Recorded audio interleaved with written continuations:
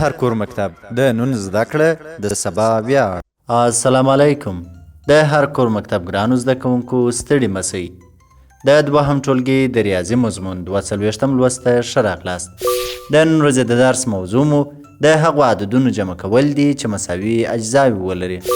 ګرانو زده کوونکو په تیر درس کې مو د مساوي اجزاو لرونکو اعدادو لنډه طریقه یا ضرب وپېژندئ.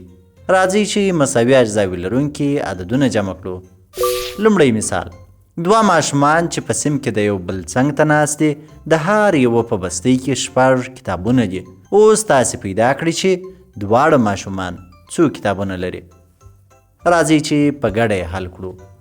د لومړي ماشوم کتابونه 6 دي، لیکو یې. د دوهم ماشوم کتابونه هم 6 دي، هغه هم لیکو. اوس تاسې وینئ چې موږ دلته 2 ځله 6 لرو.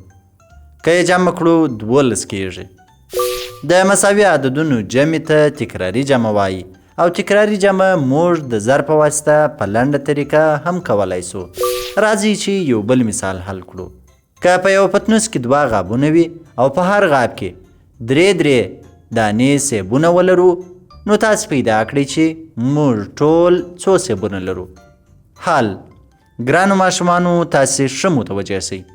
موږ دلته 2 غابونه لرو او په هر غاب کې 3 یعنی مساوي سیبونه لرو، نو موږ باید 2 ځله 3 جمع کړو.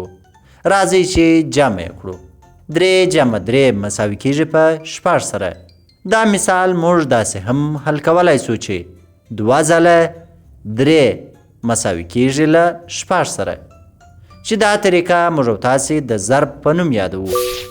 ګرانو زده کوونکو د نن ورځې د درس موخه مو دا وه چې که په جمع کې اجزاوي مساوي وي، موږ یې د ضرب په مرسته هم په اسانۍ سره حل کولی سو. دا و زموږ د نن ورځې درس.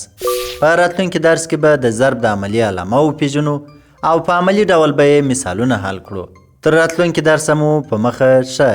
د خدای په امان.